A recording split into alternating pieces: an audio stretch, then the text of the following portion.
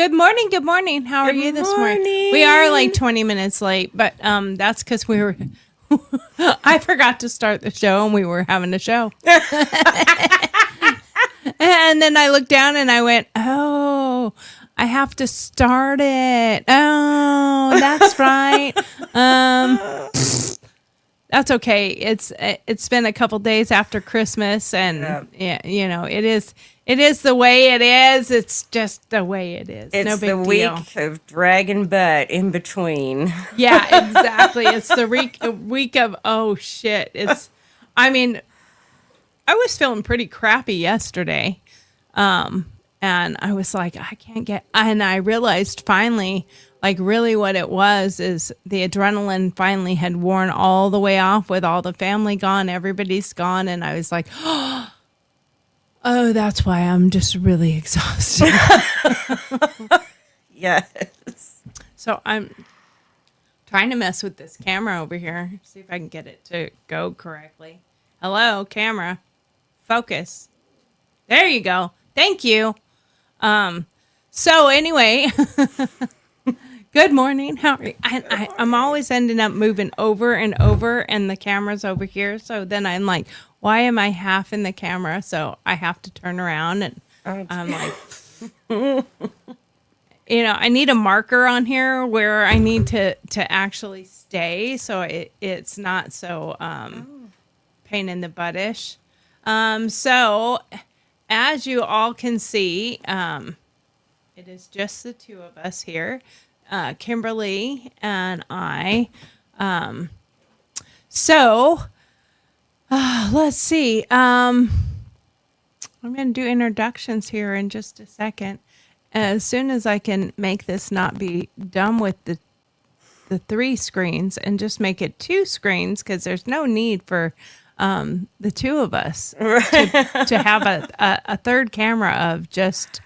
That's funny. Either myself or you. Do you want two cameras of yourself? Not especially, no. Yeah, me neither. So I'm like, let me fix this real quick, and it'll just be the two of us. It is. And if I can move it over correctly, there we go. And luckily, I have this ability to make changes to how it looks. The presentation a little bit. Yeah, I could have been doing this in the 20 minutes we were talking, but that's okay. I didn't. Now I did. Now it's good. So, let's see. There we go. And I think I have the wrong camera on the other one. But anyway, hello, and I am Tori. I am an Army veteran, and I own an art business and a 501c3 for veterans. And I have 3 sons and a slew of grandkids, and I love my family. I have an amazing husband, and we just got through the holidays. Well, you can stick it up there. It fell off. We'll figure it out later. But I didn't even realize it was there until right now. Like, oh look. Yeah, I get it. I get it. Good. It's And I don't know why. Like, we have so many lights on, and you're still dark over there. That's crazy. I don't even get it. I feel like I'm gonna sunburn in about 6 minutes. Right? Need to flip over in about a minute. Yeah.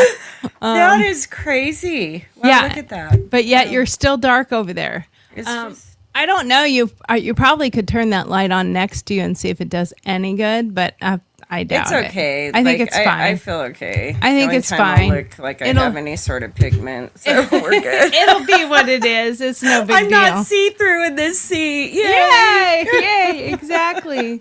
So you don't celebrate Christmas, right? Correct. And okay, can I ask why? You can ask. Is it religious or personal? It's kind of both. Okay. Has it been that way for a long time?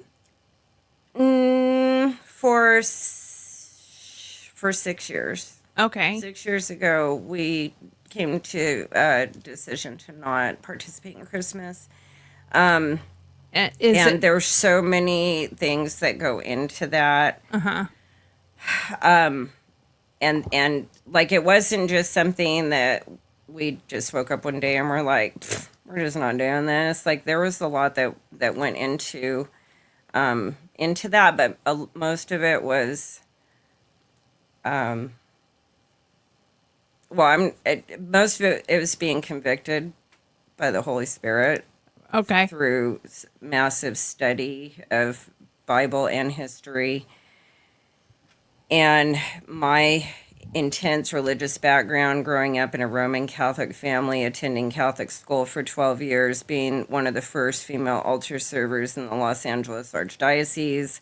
Like I was deeply involved in that, and I also unfortunately saw a lot of nefarious things Right, that right. went on too. And so, I mean, up to and including being subpoenaed to federal court to testify. Okay. And so, like that, Well, because the Catholic Church is very big into Christmas, but Christ Mass, yes, which is the real Yes. reason for it. And Yes. I know for myself, like as the years go by, I'm getting more and more. Like I love the decorating. I love the holiday itself for the reason it's supposed to be.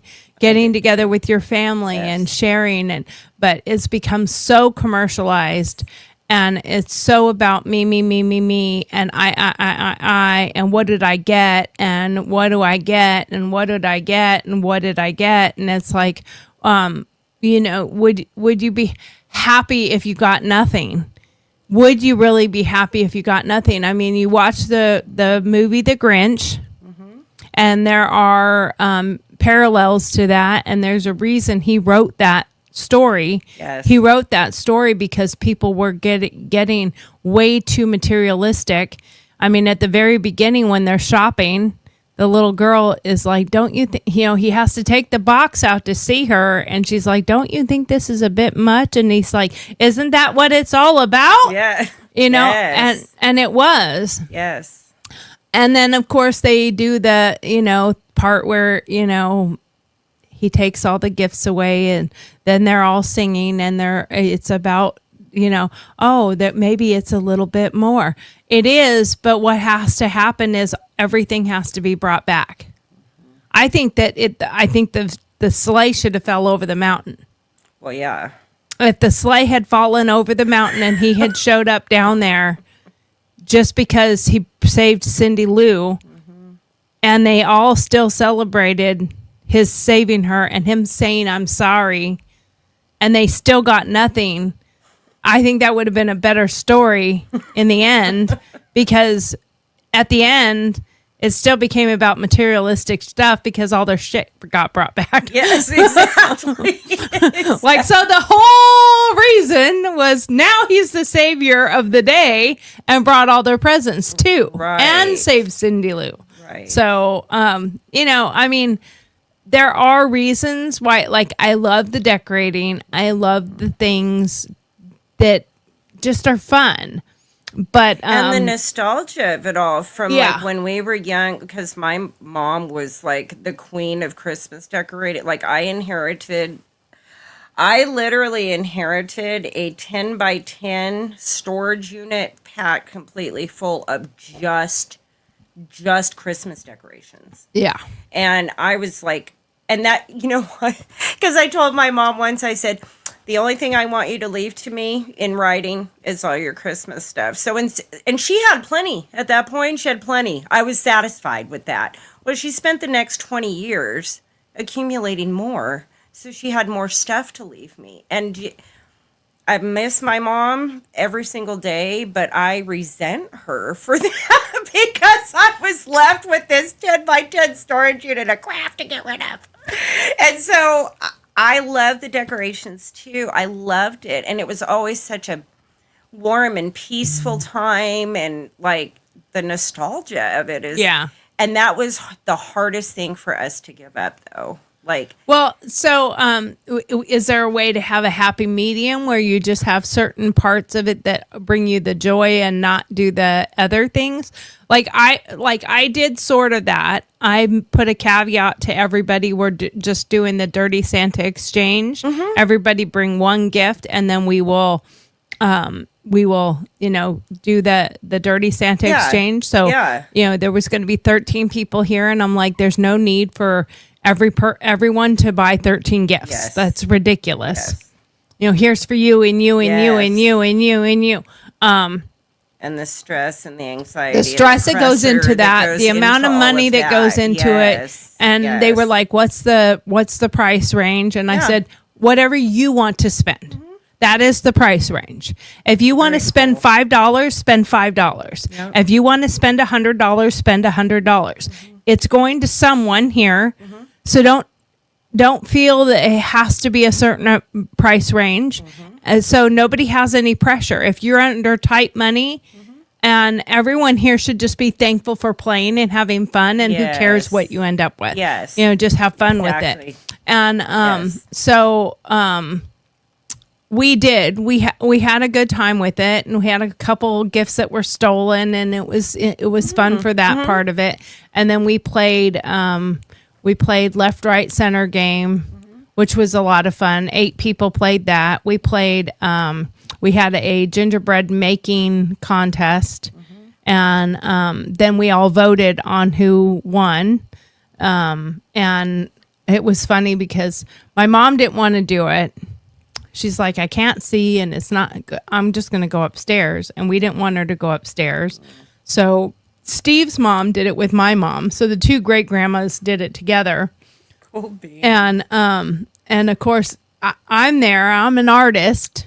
So I'm doing a really cool one, and it's looking really good. Ida's also very artistic, my sister-in-law. And she's doing hers, and it was very good.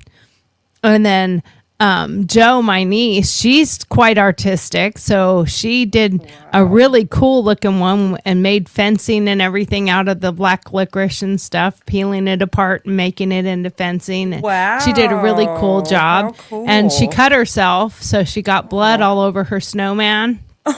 So she called it a zombie Christmas.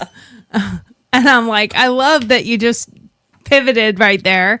And then really cool, when, ours are all out there, and I thought mine looked amazing. I thought Ida's looked amazing. There was a few others. My husband's, when he started his, oh my God, it was so funny because he couldn't get things to stay together. I guess they didn't know how the icing works. Oh, you just stick it on and set it Right, there right. and let it dry, and it hardens and it'll stay. But if you keep fiddling with it, it's going to fall down. Yes. Well, his kept falling down, so he ended up purposely just turn the roof sideways, stick a Christmas tree through the roof, and a few other broken things and this and that. And he's like, his theme was hurricanes are a bitch. Oh, Which turned out really funny and really cute at the end. that's awesome. So you don't know how it's going to end up being. Yeah, I'm like, yeah. just like I tell people when I'm teaching different art stuff, don't judge your piece while you're making it. That's the worst time to judge your piece, because at the very beginning, you might be like, wow, that looks like shit. Wait until you're all the way done. You get everything put on. And we had an hour time limit. And I do have one of those hourglass things in my kitchen. Oh, yeah. I use for fun cool. things like Yeah. game nights and stuff like that. So I put the timer on, and I also set a timer just to make sure it actually was an hour. And that thing's a little more than an hour. I think it was like an hour and 10 minutes or something. So Okay. they didn't get the sand exactly right. I guess whoever that elf was that was supposed to watch the timer got distracted with some hot cocoa. He took a nap, dozed off. From He came back and said, "Oh shit, let me add some more sand." Now we'll call it an hour. Oh, that's But we funny. played some games, and there was a couple games I wanted to play that we didn't play. We did play this game right here, and we only played with 4 of us. It's called Devil's Advocate. devilishly fun, highly opinionated game. Not a game to play with people that don't like to have an opinion or don't like to have a debate. Because it got heated real quick. We only played like one round each of us, and it got no heated kidding. fairly quickly. But the topics that we got from the beginning were not fun topics. Oh. They were like serious topics. Like, is it better to have intelligence than money? Should college be free for everyone? Those were two of the biggest ones. And it's like, well, we're all kind of in agreement. So how do you play the devil's advocate when there's really no opponent to that? So it was like, okay, then you end up arguing. And so we only played one round each because we're like, yeah, we don't like this game. But honestly, this game would be a really great game for picking topics for the show. Because it would allow. So instead of having it being where it's the topic for the person to, so the whole way of doing this is you.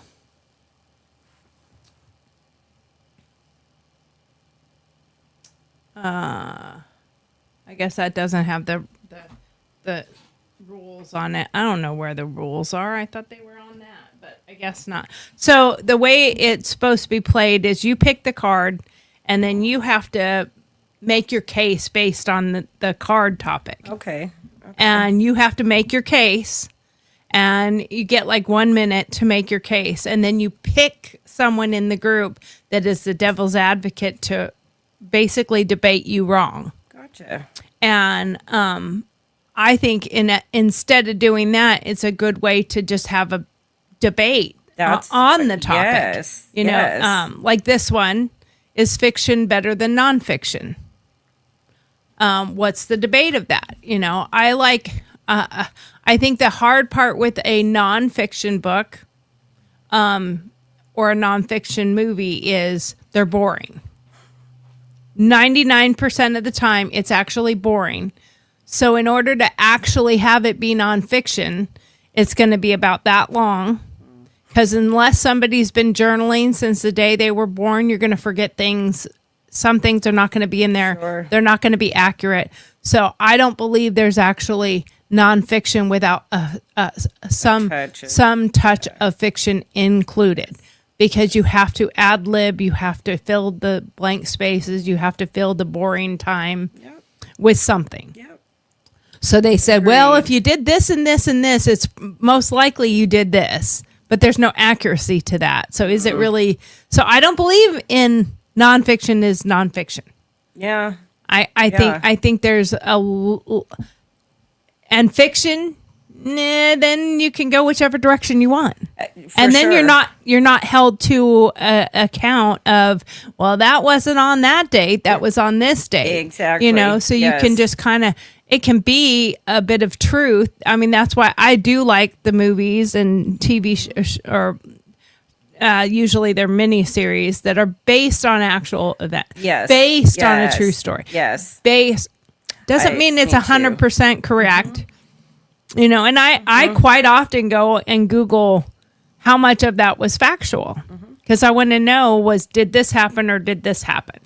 Because I'm like, oh, that was really good. How much of that was truthful? Yeah. You know, I mean, if you've ever watched the Hillbillyopoly, that's a great movie. Okay. It's about J.D. Vance. Okay. And I have not watched it yet. It's a really good movie. And then I read the book. Okay. So I usually like to read the book before the movie, but sometimes I go back and read the book to see what I missed. Okay. Especially if I've come to the understanding of the book, like when Twilight series came out. I didn't really know about the books when the first movie was coming out. Oh, okay. So I learned about the books from the first movie coming out. Gotcha. Oh, what's the hype? You know, oh, it's based on a book. And so I made the decision to watch the movie before I read the book because people are like, they're like, you're going to be disappointed because the book is much better than the movie, quite often that's the of case. course, yeah, that's And that's usual. almost always the case Yes. because there's more imagery, there's more Yes. stuff put into a book, and and that's part of our creative mind. Yes. You know, if you have, not everybody has the same attraction for the same look of a person. So in your mind, you could make the main character be the person you imagine. Right. And on screen, Right. you might be like, I didn't see him that way. Yes, exactly. I didn't picture him like that. I didn't Exactly. picture him to be Yep. that way. Yep. You know, so it can be like, oh, that didn't work for me, you know, whatever. Yeah, But totally. Well, like with I don't know, you probably did read the Flowers in the Attic books by Yeah. DC Andrews. And I read those when I was a young teenager, but my mom had no discretion for me when it came to reading because, like, that's what we did back then in the 70s. We read books and rode bikes. yeah. But when the movies came out, it was like I went through that. Like, wow, that's not how I pictured these characters to look like, to, you know, act like, or and so yeah, like that's but books are always so much better because you can engage as deep as you want to, and really like just You can get submerge lost yourself in get lost yes. in- and now that comes to you know, our topic is the season for the blues, or have we already been in it? And you think about some of those things when you are faced with reality versus imagination, and you can get so submersed into a character, a TV show,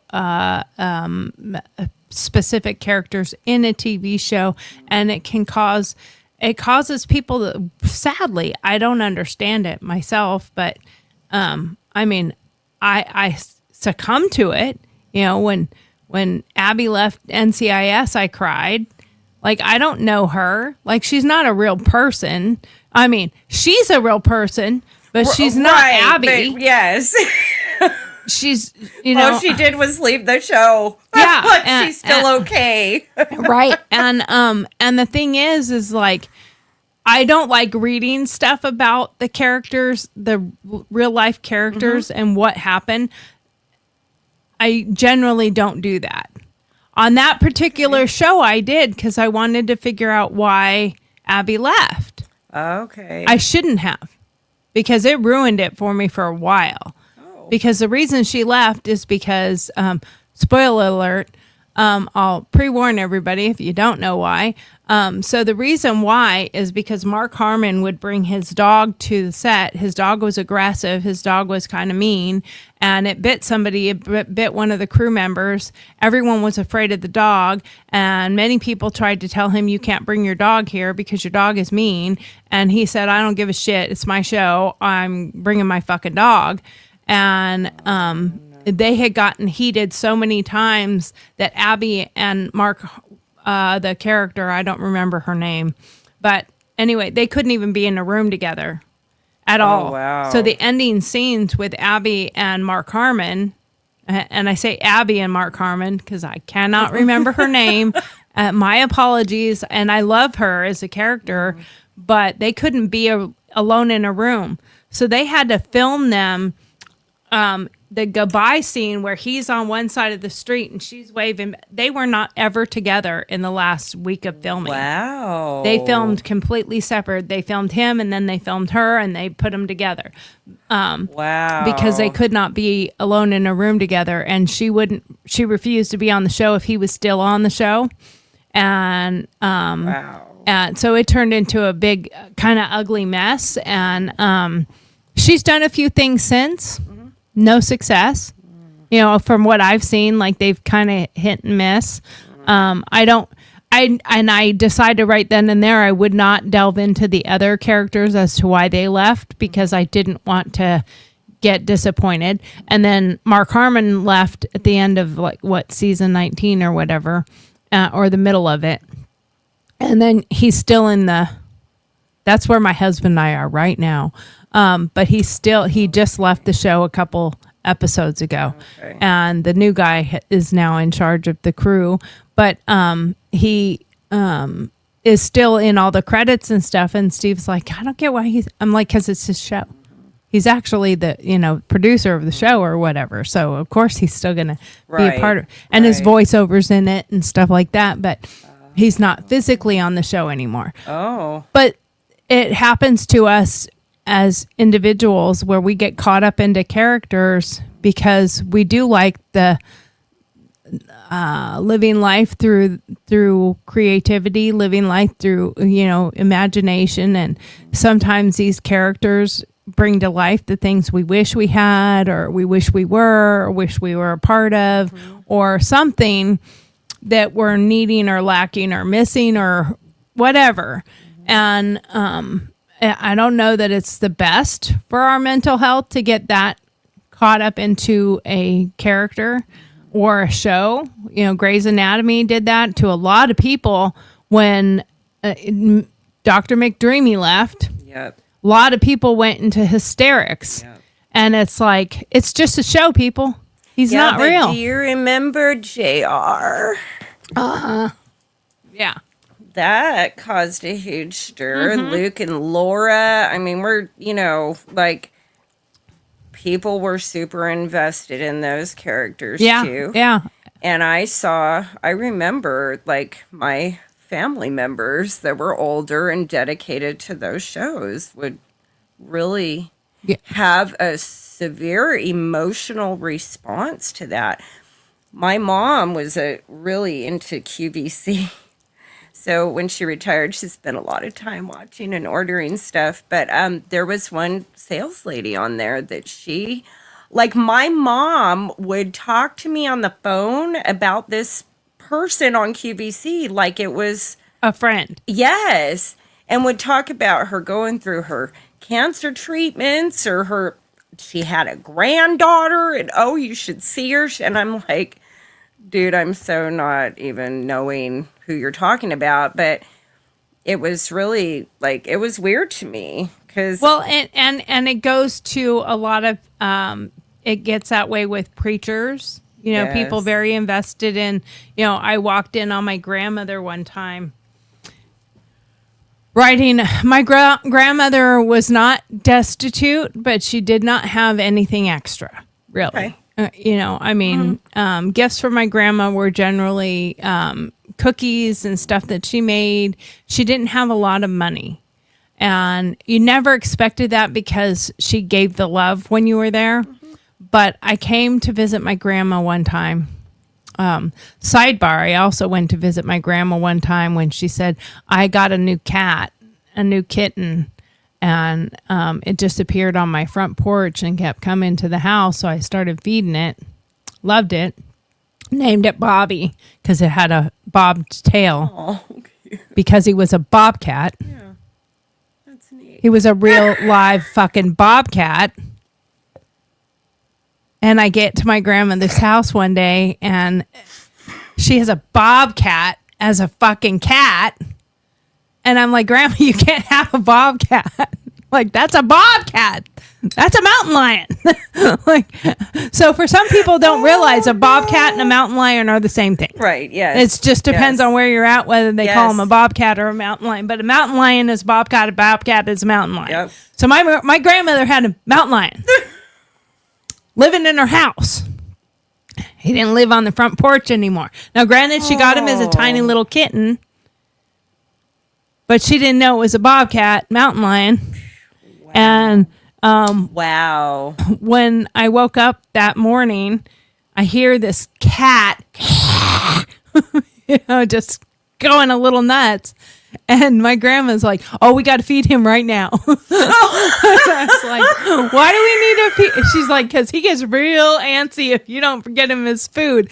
And I'm like, my gosh. What are you feeding him? And she's like, she's feeding him cat Cold food. Chicken. And yeah, like pretty much. She'd like go to the store and get a package of steaks and a pack. And I'm like, Grandma, you can't do this. You can't keep a mountain lion. Like, what happens if something happens and you can't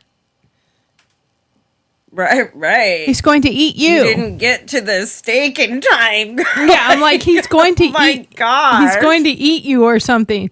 And then I called my, I think I funny. called my brother or I called my dad. I think I called my dad and I said, do you know that grandma has a mountain lion as a pet? He's like, no, she doesn't. She has a cat. I'm like, Dad, it's a mountain lion. It's a freaking mountain lion. So I called the proper people and said, she didn't know what it was because I didn't want her to get in trouble. I'm like, but she's old. You know, she was in her 80s. I'm like, she didn't know she had a bobcat. She just thought it was a really big cat and it came on her porch and she started feeding it and it came in the house and it lived there. You know, so Wow. so she had a pet mountain lion without ever knowing it. And I'm like, okay. So anyway, the whole point of that was came in the house one day and my grandma was writing a check for $300 to Tammy and Jim Baker. And I was like, no. Why are you giving? Well, they need it for this. And I'm like, they don't need anything. They drive a Rolls Royce or whatever it was. You know, Right, I don't even. right. To this day, I don't remember all. I just remember Those they had eyelashes. Yeah.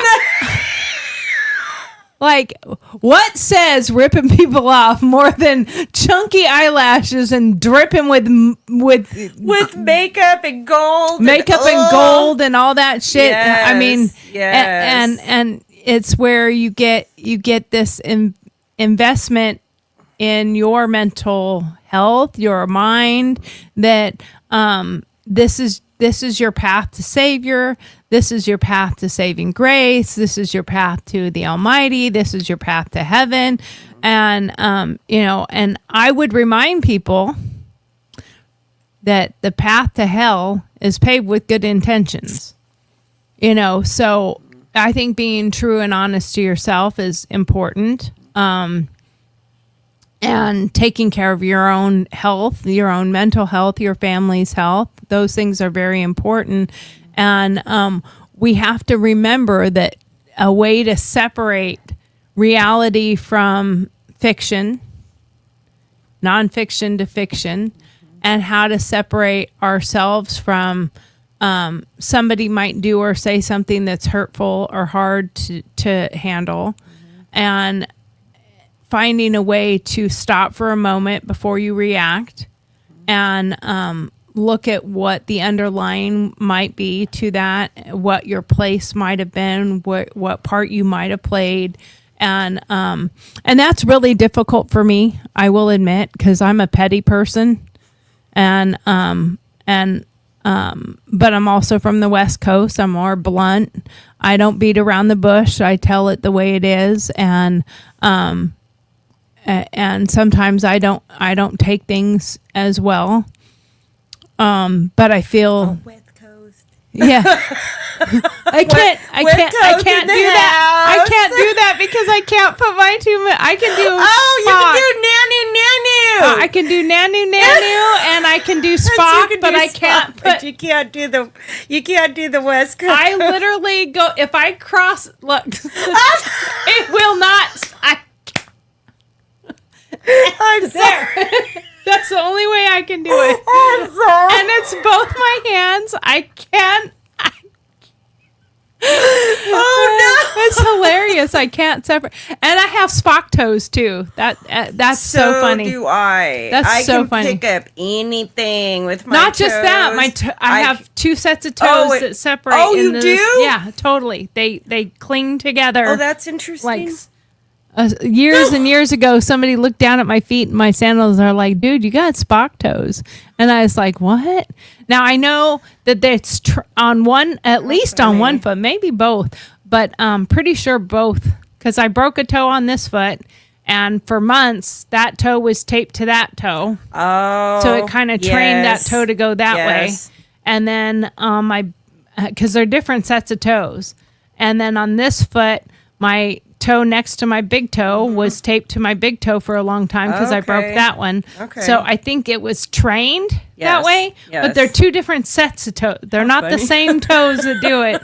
So I don't think it's hereditary or it's DNA. gotcha. I think it was trained toes to. Well, now that you say that, yeah, because on my right foot, my two toes next to my big toe, this one broke, and so they taped these two. No, this one broke, so they taped it to this one. And those two toes, I used to wear this ring on the toe that was next to my big toe, but because those toes won't separate from each other, it just got to where the It's ring uncomfortable. was so and it was starting to cut Rub into my and all toe that. and- Yeah, yeah. So but yeah, same. Like they will not, like I can't. I can't So it separate must them. be from them being taped Yeah, together. yeah. That They- makes so much They sense. trained for Yes. so long. Yes. Because I think my toes were taped together for like 4 months Yeah, or mine something. too. Yeah, it 'Cause was a long it's a long time to Yes. heal a toe. Yes.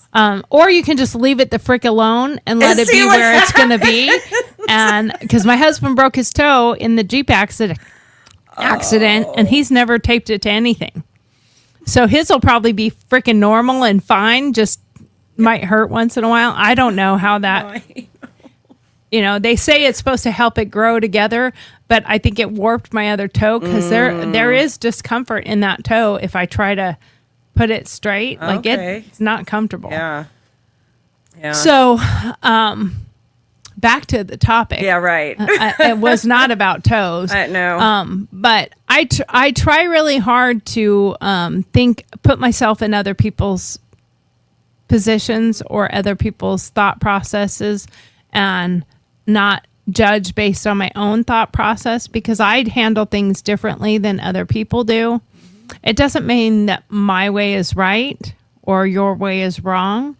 It means it's different. And at the same time, it's hard to take things when you're trying to do that, to not take it the way you still would take it. So you have to look at things from different points of view and different perspectives.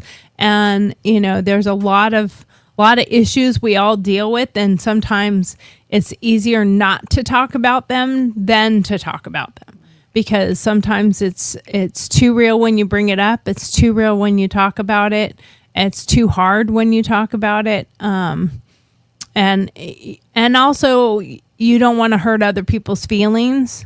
So you avoid something to avoid hurting feelings. We have, kind of think about it from a breakup point of view. You listen to somebody talking about how they are dealing with a relationship and everybody has an opinion. Everybody puts in their 2 cents. Everybody thinks you should do this and you should do that. And you even hear text him right now and tell him he's a piece of shit. Text her right now and tell her it's over. But is that the right way to do it? And take people's thoughts, take people's opinions, take all of that information and then put it in a bucket. And I had this discussion with a friend not too long ago. Put all these people's thoughts and opinions and their directives and their some blatant, you should do this. Put it all in a bucket kind of thing in your head and just let it swirl around for a little while and dissolve. And in the process of that, don't make any rash decision. And you might actually, okay, I like what this person said. I like what this person said. But if you just go and make a rash decision, you might regret it. You might be sad about it. You might be great. It might be the best decision you made, but don't make a decision based on someone else's opinion. Absolutely. Don't break up with somebody because everybody else says you should. Also, don't stay with somebody because everybody says you should, or you don't want to hurt their feelings, because you want to spare them because they've put this time and effort into you, or maybe they really haven't because frankly, if they really have, you probably wouldn't be considering breaking up with them. Right. Yeah. You know, so you have to put all the things into Yes. perspective Yes. and evaluate it. Yes. You know, because there might be some good information you're given, and if you throw it away, it may not help you. But if you like just let it kind of simmer, and you look at all those, okay, well, this person said this, and I really like that, and this person said this, and that's important, you know, because then you can actually maybe come up with the best decision for yourself in the end. You know, That's what is really truly, I think, being open-minded, and I think the open-mindedness gets misconstrued a lot, and gets melded into open-mindedness should equal total acceptance, right. and I don't agree with that. I was brought up to be not necessarily suspicious, but I remember like my parents kind of questioning things, you know, that they just didn't really understand or whatever. Did it and so I was brought up to question things or to seek other Right. perspectives or opinions or thoughts on the matter. But after so long of like getting fed the same information, you kind of do come to a solid conclusion, and that may not be total acceptance of all the information that you And it may not be total truth either, exactly because it depends on where the information is coming from. Yes. I mean, you can equate this to dating. You can equate this to marriage. You can equate this to friendships. You can equate this to elections, voting. Depending on where you get your sources, where you get your information. Yes. If you're closed off to having an open mind and open mind to me means a couple different things. Open mind to me doesn't mean in a conversation have an open mind to listening to the other person only. It also means taking in what they say. Yes. You know, open-mindedness shouldn't end when the conversation ends. Yes. Open-mindedness should go into, okay, they said this. Let's use Trump for an example. They said this about him. Maybe now I'm going to go research what that person yes said and see if they're full of shit. exactly And when you Exactly. find out that they aren't, you can come back to them, or even in your own head and be like, wow, I didn't realize that. I didn't know that. And have a little bit of more of an open mind about your perspective on it. My husband and I'm very alpha. I'm very opinionated. I'm loud. But I also know that I am those ways. So I can step back sometimes and say, okay, I need to give different perspective. I need to listen. I need to hear. Listening is not the same. It's listening and hearing are two different things. You can listen Exactly. and not hear them. yes And I need to be heard. I've also learned what my triggers are. I know what they are, but because I am an alpha, because I am bold, because I am in your face kind of person, I also know to say, this bothers me. This is a trigger for me. This affects me. When you say this or do this, it hurts me, or it hurts my feelings, or it makes me feel this way. And my husband is the type that all of those are never spoken. He doesn't say a thing. So I've had to learn how to read his facial expressions, Yes. his body language. You're saying, yes, that sounds like fun, but your face is saying, oh my God, I don't want to do that. So it's up to me to be perceptive Yes. to him and say, I don't think you like this. Yeah. I don't think you want to do this. And he will bold-faced lie to me and say, Love no, it too. it sounds great. Yes. And I'm like, Then why does your face look like you just jumped out of an airplane and you're terrified? Whoa, I just hit something and I didn't mean to. Oops. Funny. But I'm like, so I want you to be honest. Yeah. I don't want you Yeah. to don't just float my boat, because sometimes honesty hurts. There is a Yes, saying yes. about that. Honesty hurts. And sometimes it is, but you have to take the different perspectives, look at the whole picture, put it together and say, okay, where am I responsible in this? So because I have a very difficult time, I mean, my husband has used the line on me from the movie several times. When I have said I'm sorry or I was wrong about something, he will literally go, and how did those words feel? And I respond like clockwork, like vinegar. But he knows that. Yeah. It's very difficult for, I will.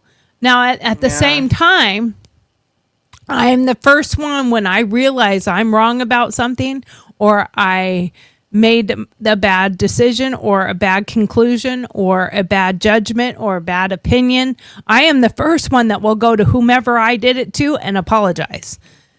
And the non-confrontational one won't. He does not come to me and apologize on his own. I have to go and coax it out of him. And same thing with a lot of other people I've known over the years. And I think that is part of the alpha. The alpha, I have enough control over myself to say, I owe them an apology. I owe them a discussion because Yes. I was wrong about this, Yes. and I was adamant about it, or I was opinionated about it, and I find that I was wrong. So I will come and say, it's how I actually got one liberal lady. Her and I were in a big debate about something. This was a number of years ago. Back when either right after Trump got elected the first time or right before. I can't remember. But we were in a big, huge debate about something, and it was something to do with the Constitution, because I said, I don't vote for a person, I vote for the Constitution, and I vote for what's best for our country. And I said, I'm really a constitutionalist more than anything else. We were discussing something in the Constitution. And I said, well, it says this, and I don't remember what it was, so I'm not going to quote that part. But she came back and said, no, this is what it says. And I went back and pulled it up and read it. And I came back on our little chat, and it was probably a day later or something like that. And I went back to her and I said, oh my God, you are so right. I was completely, I had the context right, but I had the path backwards. Okay. So I had something backwards that it was correct, but I had the backwards way. Gotcha. And I said, I stand corrected. Thank you very much. I really appreciate that. And she came back with, wow, you apologized and you said you were wrong. I said, well, yeah, I can admit when I'm wrong about something. And now there was another guy in this little chat. There was other people, but there was one particular guy that was goading this to be more aggressive. And he didn't like the fact that we were actually having a good debate and there was no name calling, no side swiping or anything like that. And she was like, well, it was really nice. I happened to be going through her town shortly thereafter. And I said, well, we should have coffee or something. And she said, yeah, we should have coffee. That would be cool. And that guy came back and, you don't have coffee with the enemy, blah, blah, blah, blah, blah, something, something, something. Wow. And I said, you know what? This conversation is not really about you. Right. Nor are we right. talking to you. So maybe Right. you could just see your way out of it. This is an AB conversation. See your way out of it. She said the same thing. She's like, we're really not talking to you. Like, we've been having this debate with each other, and we came to a conclusion that we were both right about different parts. We had the ability to have a debate about something, and my opponent was able to come back and say, I stand corrected. There was a part of that I had wrong. And she's like, yeah, I'm down to meet for coffee. And his response then was, well, you're fat. And I was like, okay, so dear. I can't win the debate with facts. You're going to win the debate with telling me I'm fat. And isn't this the side that we're not supposed to fat shame, we're not supposed to gay shame, we're not supposed to anything shame, but as long as it's with the other side, it's cool. And of course, that put her in my defense. Like, that's not cool. And he's like, well, she is. You don't want to be sitting around with some fat, opinionated, conservative, da da da da da. And we finally ended up, enough people attacked him that he had to go away. And her and I met. We had coffee one of the times that I went through, and she's now a conservative. She's not a liberal anymore. But it was because she had enough sense to start looking at things. And I'm not saying liberals are not have sense. Democrats, and there are some that, and I appreciate the ones who are looking at the things that are going on and going, I'm not so much for this because it needs to be about the safety and security of our country, yada, yada. And, one of the biggest problems in this country is, and it's finally, I think a lot of people are starting to see that there is something that we need to focus on. The mental health in this country has a serious problem. The homelessness, which is attributed to mental health. Yes. And you have all this money going towards illegal aliens and housing them and feeding them and doing things for them, that the American people are sick of it. They're fed up with it and they're tired of it, and they want it to be, let's take care of our people and our problems, and we're exacerbating the problem. And so when it comes to the Christmas blues and the feelings of despair and all those things, I know on Christmas Day, I said a prayer for all those that are lonely and depressed and sad, because Christmas is not a joyful occasion for everyone. Some people are battling illness. Some people are sick. Some people are dealing with loss. Some people are dealing with inner turmoil. Some people are suffering with addiction. Some people are, there's so many things people are going through that it's hard, getting harder and harder to play the "Oh joy to the world" face, because there's so much ugliness going on in the world. The 2 gay men that were just convicted for 100 years of adopting, and they adopted those boys for that reason. And then you see the other people who are torturing animals and this, and it's like, or the guy that lit the women on fire in the subway and who was already deported back in 2016 and came back and that incident and the couple. And people celebrating the guy, they're calling him Saint. The Luigi dude. Yeah. Yeah. I can't. These are 3 instances, like in the recent past, that I am really, not that I've accepted anything else before, but I'm like the bar keeps getting pushed more and more and more.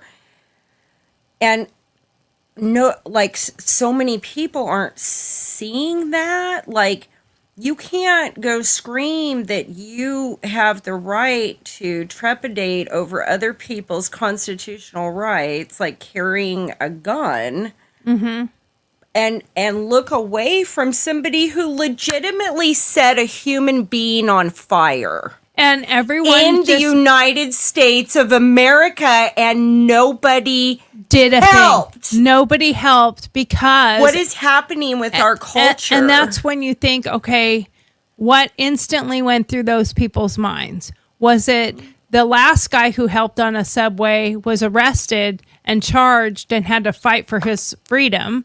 So I'm not going to do it because I can't afford to go to jail. I can't afford for the lawyer. Right. I can't. So is all this stuff going through your mind before you're going to help the woman burning to death? Right. Like, And that And then is you a see problem within itself, and too, then- that we have now been placed in the position of, thinking that way. yeah, like I mean, the cop himself, the cop walking by Yes. in the video, and you're like, help her. He does nothing. Nothing. They just sit there. And the guy who lit her on fire is fanning the her, flames I know. to make sure she keeps Yeah. burning. Yeah. And we're all just like, and they are we have so the authority. desensitized? That's what I don't. That's the piece that I'm really. Why didn't he shoot the struggling. guy? Exactly. Like, the whole point You're of the lethal- one person standing right there that has could the have authority stopped it. to stop it and help save that woman's Like, life. you could have shot the guy Yes. and then taken your coat and put it over her and put her Yes. down. She may have died anyway. Yeah. But 'Cause where was severe the burns attempt or whatever? to But there was help? no attempt to help. And had you shot him right away, I don't know. I mean, I don't know the whole thing with it because there's only portions of the video or whatever. But why have we gotten to a point in our society where we're so desensitized to that it was all over years ago? You could have never found that on social media No. because No. it would be considered. And I'm not saying it's okay Graphic to and- yeah. to suppress information, but it would have been too devastating for people to watch. Yes. Like you wouldn't allow for a beheading to be on live TV. Exactly. And Exactly. That was a beheading. Yes. It was just by form By of fire. fire. You know, I mean, So it's okay to light people on fire, but it's not okay. Like, but guns are the problem. Like, not that Right. I'm saying it's okay to shoot, but what I'm saying is like, but you're right. You're right. like, I mean, it's not okay to shoot anyone unless you're in a position where you are defending your life. People are which is so- what the 2A it was set up for. people are period. so focused on we have to get rid of the guns because of school shootings or whatever. Well, there's ways to make the schools safer without Yeah. taking guns away from legal citizens. Yes. And Yes. this guy lighting this woman on fire is a prime example of when you have severe mental health issues Yes. and people are unsafe and they are a problem, they're not going to necessarily use a gun. I'm assuming, and I know what assuming does, but I'm assuming if this guy had a gun, he'd have probably shot several people. Sure. But he didn't. Sure. So he had a lighter or whatever it was. And a can of gas. And a that he can of was just gas. cruising around with, because that's normal. And just right? like there's another video of a guy with two knives in the subway and he's just sitting there in the subway Yeah. with these knives Yeah. and he's just staring at people and like doing this and everybody's just like, okay, I'll just take video of it. Like, Yeah. get the fuck off the train. Yeah. Like, is the guy going to start throwing these knives at people? Yeah. Like, what's he going to do with them? Now people are afraid. They're talking about the roads are getting congested in New York because people are now afraid to go on the subway. Well, isn't it the subway? the Metro Police. Where's the Metro Isn't Police? that their job? Their job is to secure and keep it safe. Yes. Well, Like, what the? but it comes full circle now. We've made the cops so afraid to do their job because they're going to lose their careers. They're going to lose their job. They're going to lose their badge. They're going to go to jail just for doing it the way they're supposed to. I mean, when you elevate somebody like George Floyd, Yes. and I'm not saying those Yes. cops were in the right. No. They went overboard. Right. However, George Floyd was not a saint. Nope. And when you have pictures of him saying, what could he have been? And they have him in an astronaut suit. They have him in a doctor's jacket. They have him whatever. None of those things. No. because No. Because you have to pass a background check. to do your those your things, your and- your picture of what could he have been should have been in striped black and white or Exactly. orange Exactly. or blue jean, because there are some prisons that are blue jean. Oh yeah. Yeah. Sure. So that should have been, which option is it? Does he go to federal prison? Does he go to state state prison? prison? Or Does he- is he in the county jail? Which is it? Because Right. that's where he was headed no matter what. Exactly. Or in the morgue. Okay, the third one Yes, could have been the yes, morgue yes. on his own, just Yes. from drugs or whatever. Exactly. Or shooting amongst his own friends. Yes. But he was not destined to be an astronaut. he was in his 40s or something and riddled with drugs. Yeah, but yeah. he could have been an Yeah, astronaut. yeah. Give him one more week and he could have been an astronaut. No. I mean, seriously, come on. But I think that like people accept that because all of those things like that, even though it's in our face situation, there's subliminal conditioning that goes along with that. And so people look at that thinking, boy, they really destroyed his future because everybody has been conditioned and not everybody, but so many have been conditioned and desensitized to you can identify as whatever you want. So like That's true that too. is there in people's Oh, so they took away his subconscious. ability to identify as an astronaut. Right. Like, we're identifying him for him. Yeah. Like, or I don't know. I'm a doctor. I don't know I if want that you to makes now call me a sense, but doctor. in my head, it makes sense that, the masses are being fed all of this, Well, these that's people true. alone, they can be whatever they want. They can identify however they want. They cannot only be one person. Now they can be a they, their, us, we, them. Like, that's mental. And I have a really hard time with that mental. It's a mental problem. It is a mental because I'm sorry, problem. grammatically incorrect. I am not a they. They is two or more. Yes. Them is and in the DSM, that's called multi-personality disorder. Yeah, I mean, if you're gonna go that route, you have multiple personality Yes. disorder. Yes. What are their names? Yes. That's if you want me to call you a Sybil. they, them, their. Sybil. You better give me the names of the rest of the crew Exactly. because I want to know them. Yeah. I mean, I don't have that mental disorder because I do know all my other personalities and I talk to them all together. And we have team The meetings. committee. Yeah, we It's have the team committee. meetings and we because we all have different personalities. I Right, mean, right. we all have our public personality. We all have our at-home personality. We have our church personality. We have our government personality. We have our professional personality. We all do. And now the difference is whether or not you know about all of them and they all have the same name, or is it a variation of the name? Yes. Yes. Because my professional is Victoria Right. with a K. Right. So it's, yeah, I can do that. I can't do the W, but I can do a K. I'm sorry. That was so cute. You just threw it up there. Okay. Hey, I made it. I have to go the other direction. But I had to put it there. See, I can't Instead go of forward. going there, you had I to have go there. And I had to do it for me. And when I did that and I pushed it hard, it automatically separated. But my thumb wants to bounce out there too. My thumb is like doing some dance over here on its own. I can't stop it. my I don't know what's up with that.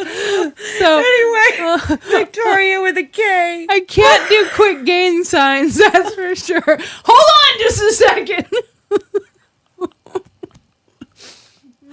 Oh no. Yeah, I can't throw I'm them up sorry. quick. Oh, that was great. But No, but yeah, it's like, yeah, I go by Kimberly. You know what makes me crazy? When people shorten it to Kim. and I find that so disrespectful, especially if I introduce myself as Kimberly. That's what I want to be called. And where I come from, Kim is a really common last name. So, right. No, not well, really. But and it depends. I guess it depends on the person. Like I can pick up on that usually fairly quickly. Mm-hmm. Now, I know that like certain names and also certain nicknames become like more common with the person if you've been friends for a while and you get to a part like Kristen. Do not call her Chris. She did not like to be called Chris. Her name was Kristen. Now, our nickname for her was KK. okay, yeah. And ironically, don't know how, why, where, when, or who thought of it, but her actual initials are KKK. Oh, wow. Her name is Kristen Kimberly. Wow. And So we always called her KK. Okay. Yeah. And like even when we do okay on our phone and a lot of people put K, K. we put KK. And it's been that way for Gotcha. years and years. And it's really because of Kristen. Gotcha. And ironically, see this cup right here? Yeah. It says, "It's fine, I'm fine, everything is fine." And I just got it. It was at a Cracker Barrel. Actually, Okay. we went to breakfast there with the family and stuff. And when I saw this, I had to buy it immediately because this was exactly the phrase she used all the time about everything. It's, you ask her a question, the response was, "It's fine, I'm fine, everything is fine," which meant nothing is fine, I'm not fine, and it's not, fine.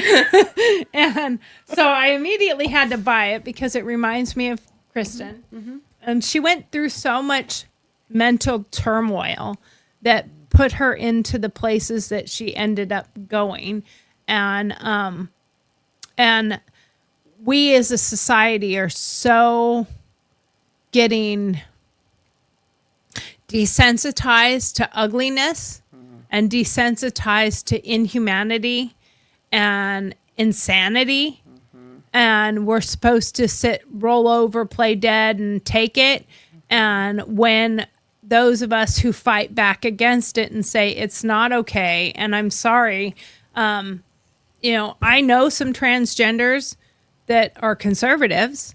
I know some that aren't. And I support you as a person, but and I can love you anyway, but I don't have to agree with that is normal. That is not a something is affecting your mental health. You know, there's a reason why doctors won't do the surgeries unless you agree and sign saying you have gender dysphoria. And that's because it's considered a mental illness. Yes. But we don't seem to really be, we're talking about mental illness a lot more today than we used to, but are we talking about it or addressing it? How do you address, I say, how do you address it? There was a time where there was a strong mental health care system in this country. Where'd that go? Well, It went to the pharmaceutical think it was company. Obama that shut a lot of the mental institution Yeah, it went to the funding. pharma. Yes. We thought the Because we answer was thought we in were the going pill. to fix everybody with pills. And I hate the pharmaceutical industry so much. And like what it's just like that's the answer for everything. And unfortunately now our society has come to that where I saw a commercial on TV and I'm feeling sad. So maybe I need to talk to my doctor about getting on this. And then you go in and you're like, "Hey doc, I just feel sad." And And this that's what I mean- commercial and was that's- showing this lady riding a bike with flowers falling around her. And, And that's that's where what I I'm- want to be. and And they're that's- like, "Here you go, honey." Exactly. And Here that's you go. exactly what I mean by are we talking about it or are we addressing it? W- Because we're talking. talking about Yes. it. We're I get myself kind of angry and upset when other people are virtue signaling for another race or another culture or something like that, like i.e. Mrs. Butterworth, Aunt Jemima, the Uncle Ben's rice. and yes. What's one more? There was I can't remember what's the Redskins. the football teams Among that other had- like yes, army bases yes. and stuff like that. Yes. And Fort Lee Yes. being changed, its name being changed. But you look at those things and those were people virtue signaling for another culture or race, never asking them how they feel about it. Right. And as of right now, I've heard that the Redskins are going back to the Redskins saw because that. they threw a fit and said, "You made this decision for us." That was our chief on there. The image was done in our chief's image. Right. And you took that away from us. Right. And what a lot of people don't know is the people on that board or whatever, Pearl Milling, that's Aunt Yes. Jemima's. Yes. When they took her off of it, her whole family, Yes. now the people that are alive today never knew her. No. They had no connection with her personally, just stories they learned down. It's like, I don't know my great great grandmother Right. that Right. fed Indians pancakes. Right. I don't know her. Right. But the stories are cool that were passed down Yes. about my great great great aunt, whatever Yes. her name was or whatever. Okay, it's cool to have some of those family stories, but they were actually being paid royalties Exactly. on her. On her copyrighted. And then when they image took that yes. away, and now it's just owned Yeah. by Pearl Milling, Yeah. and that was done by a board of a bunch of old white men. Mm-hmm. There might be a lady on that board. I don't know. I don't know the board personally. I didn't research them. But the likelihood of it being a board of a bunch of old white men is probably accurate. Yep. So they decided that she was oppressed by Yes. having her picture and her family And- gaining yes. money from them. And Yes. tell me that wasn't a money grab. No. I'm yes, sorry. Absolutely. I see it that way. Absolutely. Like, why did you? If it was for oppression, then you should have continued the money going to her family. Yes. But you took the money away as Yes. well. Yes. And I'm betting if you research it, the Uncle Ben's rice probably same thing It happened. is. Yep. So. Yeah. no, Excuse me. yes. So that's where I feel like a lot of the mental health discussions, when I say talking about it or doing something about it, it's a lot of virtual signaling. It's a lot of people talking about, well, we should be talking about mental health and we should be doing something about mental health, but then they don't actually do anything about mental health. Right. They just want to feel good about themselves talking about it, but not actually doing anything about it.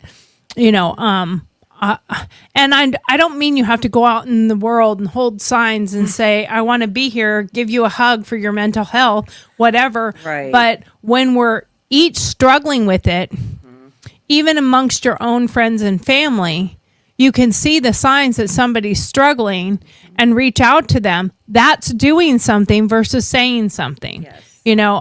I talk about it all the time. My way of journaling is writing music, writing songs. Sometimes they're happy, sometimes they're good songs, but sometimes I'm talking about loss or how I was feeling. When I went through this thing with Kristen, it was a roller coaster. And the way that Donna and I dealt with a lot of it was with are we okay going over a little bit since we started late? I'm good. Okay. Yeah. Yeah. That way we can still do an hour and a half. Yeah, that's good. But it was a roller coaster ride. And there was a lot of things that I deal with darkness, and I deal with things like a lot of comics are in depression and have a lot of hard things that they're dealing with, and the way they deal with it was sarcasm and Yes. jokes and Yes. stuff like that. And so when she was down and we found out she was staying in the homeless tents, she was out of it at that point. She was staying more in hotels and, high-end hotels too. Wow. Staying in the penthouse suite and doing this and then moving to another hotel. But Donna and I, the way we had to deal with it was through sarcasm and joking and laughter.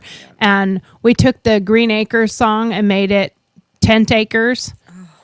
And we named the different types of tents. Instead of the Ritz-Carlton, it was the Rip-Carlton, the Coleman Inn. No. Yeah, because it was how we were dealing with it. I get it. And I part of get the it. reason for some of those is because it goes to the whole story. When her and I would go on a road trip together, Donna would say the same thing. If you are getting tired on the road and you're like, oh, I need to stop. I need to rest. Let's find a Motel 6. The response was, I'm not staying in a Motel 6. I'm finding a Hilton or something to that level. And she was staying in a homeless tent. So obviously something broke. Yes. Something Yes. broke there. And Yes. were we talking about it or were we helping? Were we dealing with it? Were we helping? Were we dealing with it with our own selves and not finding the core problem? You know, people don't tend to go towards drugs and severe alcoholism and stuff if they're mentally stable. Right. Most of the time. Right. I mean, I guess there are people that are alcoholics that are mentally stable. I haven't met one yet. Yeah. No. Not There's really. something that's causing Yes. them to drink away their problems or drink away their They're feelings. filling whatever hole they have Right. that they're not filling or coping with. Well, and some people are just the type of people. I'm an outspoken person. And if I have a problem with you, I'm going to tell you I have a problem with you. I like to deal with things head on. I don't sweep things under the rug. I am not the quiet, everything's fine when I'm upset. I just tell you, I'm upset. You said this, you did this. It's how I figure you can fix things. Right. I don't think you can fix things if you just don't talk about it. That's very true, and it's rotting yourself away inside. And that by keeping person, quiet about instead of, we went to therapy for a while, and it really helped Steve and I. But she asked one day, like, what was the hardest thing for me? And I said, the hardest thing is like when I'm upset with you, and I tell you something that you have just done that upsets me. Now, I may wait for the right moment, but to me, the right moment is at least within a few hours. I may have to dwell on it for a minute before I say something and come up with what I need to say, but I'm going to address it the same day that something happens. Right. And I said, and he will hold everything in. And then when I bring something up that you have done, for him, I don't know if it's a safety mechanism or what, a defense mechanism or what it is. I said it becomes tit for tat. Oh, well, you did this, but you did this. I did this, but you did this. But what about when you did this? And I'm like, but that's not what we were talking about. I'm talking about this thing that you did to me. And I'm like, he would hold everything in for months and months. And then if I bring something up and I would be honest and put it out, this bothers me, this hurt my feelings or whatever, I said, it would be like 6 months of daggers coming back of all these things. And I said, when he does that, it makes me go from here down, down, down until I feel like a pile of worthless shit at the bottom of the barrel. Because now you've thrown at me 6 months of bullshit I've done or said that I didn't even know I did. Right. And maybe it was a tone, maybe it was something. If you just say, do you have to say that to me like that? I would turn around and go, oh, that's not how I meant it. Right. Yes. Sorry. Yes. I was abrupt or whatever. Yes. And it's like, I am that person who will think about, because I know I'm abrupt. So I said something to my niece this weekend when she was here. And I went in the room and I was getting myself ready. And I came back out and I said, hey, I know I may have said it like this, but this is why I said this. And this is what I was feeling. And this is the reason behind it. And it was over my brother's cake. Oh, okay. My brother's birthday's Christmas Eve. Okay. He has had a snowman cake his whole life. And I explained to her, I said, we're having his birthday at my house for once in forever. I don't remember him ever having a birthday at my house. Oh, wow. So it's always been at my mom and dad's, Okay. My mom and stepdad's house growing up. And then he got married, or he went in the Marine Corps and then he got married, and his birthdays have been for the most part either with family or with his family. Okay. So everyone else has always had a say in how his cake was made. Gotcha. And I said, I have never had the opportunity to make my brother's cake the way I wanted to make it. Oh, okay. Because when I was a kid, I would bring up certain ways of doing it. And my mom was very much, I want it this way. This is how I make his cake, and I want it this way. And she made the exact same identical cake every year. Well, my brother, I guess, informed her when they were getting married, by the way, you now have to make me a snowman cake every year for my birthday. And she was like, okay, I have no problem doing that, but it's not going to be the same cake. I will make whatever snowman version of a cake I want to make. You'll get your snowman cake, but it's going to be whatever I come up with. And now he admits, he's like, it's really kind of cool because I know I'm getting a snowman cake. Like I know it's not going to not happen, but I don't know what it's going to look like. That's cool. I know it. I don't know what it's going to come out like. Yeah. So I still get surprised. Yeah, for sure. So he's like, I really like that. So this time, and the way I kind of said it was like, I want the cake to be the way I want it. And I walked out of the room. And I was like, okay, that was a little bit abrupt and that was a little bit harsh. So I went back, got dressed, came back and said, this is what I meant by that, is I want to have some say for once in how it is, because it's always been someone else's decision. And he is my brother. And this is at my house for once. So I'd like a little say in it. But I also, when I talked to her about that, but I said, the thing is, I'm really open to us all just doing it together and coming up with, collaboration. Yeah. Because I'm a big I love to collaborate with people. Yeah. And I'm like, so I don't mind it being, I just don't want it to be, no, I'm not doing that. No, we're not doing that.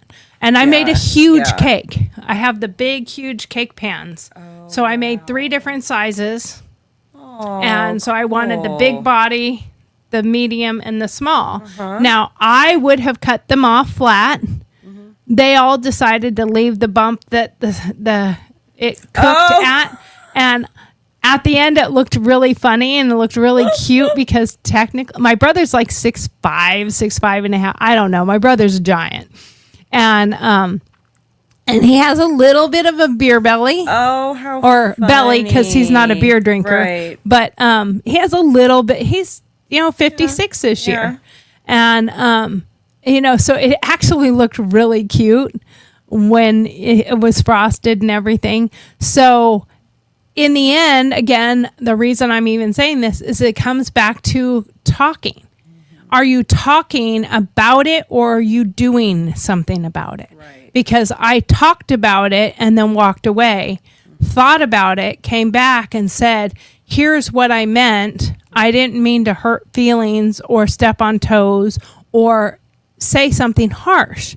And I knew I had, because when I was explaining how I was feeling and sharing that with her and being honest, she was tearing up also. Both of us were tearing up because this was equally sentimental to her. Sure. It's her dad. Sure. And it's equally sentimental to me. So then we decided, let's just do this together and let's just come up with what we're going to do. And it turned out really good. It turned out really cute. And he was really happy with it. But that's the difference, in my opinion, is we can just talk about something or we can do something. And I talked about it, but I also did something. I listened and I saw her reaction and I felt her reaction. So I discussed it to let's come up with a better solution instead of my way or your. There doesn't have to be a my way or your way. There can be a way to bring those together and work things through. And we're so polarized in this country right now with everybody has, it's got to be my way or no way. It has to be my way or no way. And there's no way to come to the middle and say, it's same thing with the politics. I can't understand why anyone would vote for Kamala Harris. And it's not because she's a woman. For Lord's sake, please stop saying that. Has nothing to do with her being a woman. Exactly. I would love to see a woman in the White House one day. But I want her to have some brains. Woman. Yes. I want her that she could be strong enough to defend our country and brave enough to fight for our country and bold enough to have a voice. And I don't want a drunk. Could you imagine her sitting like Tucker Carlson sat with Vladimir Putin? Could you put Kamala Harris in that chair that Tucker sat in? And like he probably would have gotten up and walked away within 3 minutes because that's not somebody that is a world leader. Well, I mean, you with don't all the world leaders. Like they you don't cackle when you're asked an uncomfortable question. exactly. You answer the question, you don't Yes. cackle about it. Well, Yes. that's not how you respond. I mean, I don't want a cackling witch. Exactly. What and are you? not everything is fun. Like this isn't funny. We're not trying to be funny. No, this is serious stuff. Like you're I trying mean, to lead the United States of with America. laughing. I mean, and yes, there's a time to laugh. It's usually when you're Sure. doing the egg collection in front of the White House Right. on Easter. Yes. The cute little Easter bunny, and look at all the cute little kids. How cute is that? Oh, world leaders. I mean, that's not the time to laugh about it. There is, and That's exactly. when you appear to be drunk, yes. and I don't know if she's, but it does appear that way. Like it looked like she was drunk half the time. And then as soon as they took the bottle away from her and she had to be really serious and they told her, apparently, I'm going to say the handler said, stop laughing. And then there was no substance to her at all. Right. Nothing. She was hollow. Yes. And it was Extremely. and talking in circles. talking in circles, and moving she the would words around but saying the same sentence. well, just and in- on quite a bit of it, it wasn't even moving the words around. They were the identical same sentence. She has Yes. repeated and repeated and 3 repeated times And and then now yes. multiple people will say, "Well, Trump says the same thing at his rallies." Yes, he does, but they're ad lib. So he doesn't say them the same way every time. He might say the same information. Yes. And he might say the same story. He might tell the same story. But I mean, have you ever gone to a comic? Don't go to the same comic show 14 times in 1 year. Yeah. Because it will be the same exact show. Exactly. Now, how he delivers the bits might be different. Right. How his response is based on the audience. That one might not land here where it landed here, and you could add to it. Yes. If it doesn't land, he's going to move on. You're right. But if it lands, Yes. he might add to it. Oh, you're laughing pretty hard right there. What did I just say? Did that just hit a bone? I mean, Yes. so you're going to add to it. Yes. But yes, a lot of the information might be the same. And there are certain things that no matter who it is, you don't necessarily like the way they say it or the way they talk about it. So, right. but for me, I journal. And my form of journaling is I write poetry, I write lyrics to songs, I write music most of the time. And I'm not a musician. I can play guitar. I can play guitar. Rewind. I cannot play guitar because if I could, then I could play my own songs. Right. I cannot play guitar. I can play saxophone, clarinet, bassoon. Oh, cool. And I also haven't played those in many a year. So I don't know if I could even play them the way I did back then. I was pretty good. But those are not how you present a song to the public. Very few saxophone soloists out there hit wonders. And this is not usually they don't usually Not play the sax really. and then sing the song and then play the sax. They usually play guitar and sing at the same Yes, time. yes. And I find it really difficult to play sax and sing at the same Well, time. yeah, because you need your mouth for both. Yeah, kind of. So, yeah. So I can't Big do that. correlation. Yeah, exactly. Yes. So then I found the really great AI program that I use for writing my stuff. So I write all the lyrics, but Yeah. I let it do the music. It takes a lot. It's very time consuming because I'll have to redo the song, like our theme song that I wrote for Girl Talks. I think I had to rerun that through like 200 times before I found the sound I wanted, the actual tempo I wanted, the sound I wanted, got the words right. Sometimes it's AI, so it would mess up the word. Oh. So I'm like, oh, this sounds sounds so good, right? Until you screwed up the word. Girl kicks. I'm like, okay, that's not what that was supposed to be. It obviously got a deflabulation there. Wires went like this when it was making that word. I don't know. But I love that it's out there because I can write some really good stuff and I get my feelings and my cool. emotions out. And, Yeah. like when Kristen died, I was so angry. I was so mad. Like I punched a locker in our garage, in our shop. I kicked a table and hurt my hand. But then every day I was so angry. I was bitter. I was angry. I was blaming everyone. And I was just pissed off. I was so mad. And then I realized I was mad at her. I was so angry at her. And then, of course, I start getting angry at myself because I'm mad at somebody who's now dead. How could I dare be mad at her? But I was angry at her. I was mad at her and I couldn't feel her.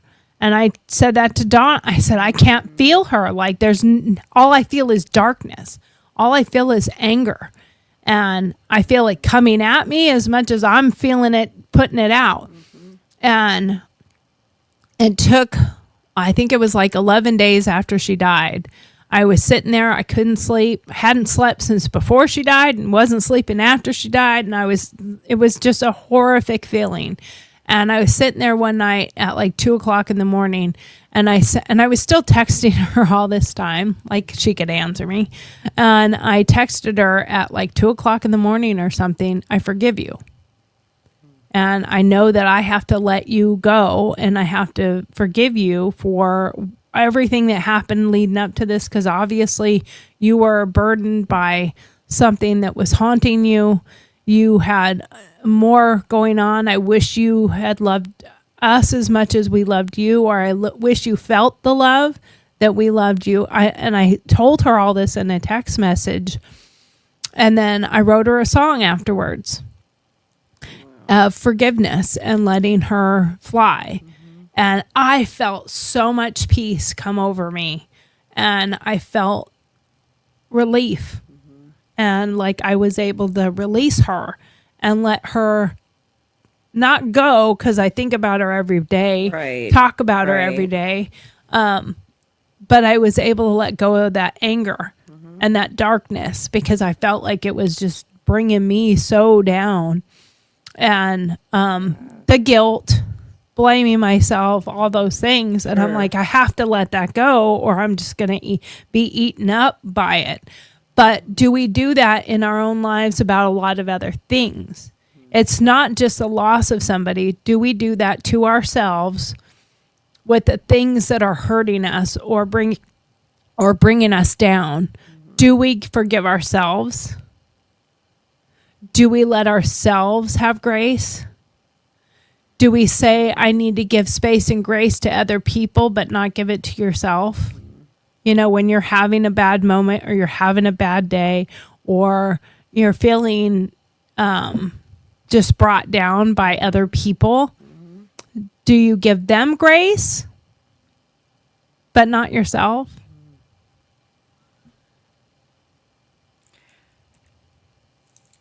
Like me personally, I used to give everybody else grace, but not myself, until it put me in such a dark place that it was gonna be that I came back up or I was not coming back at all. Well, I think because mentally, I also look at it like when you're giving, every time you give someone else grace, you're giving a little piece of you to them, Yes, to other yes. people. But are they giving it back to you to refill that? And that's the key there, is that I, as like personally giving grace to everybody who absolutely did not reciprocate it 9 times out of 10. Right. So you become empty. Yeah. You really Because you've do. given so much away Yes. and it's not being and you're replenished. not being replenished. Yeah.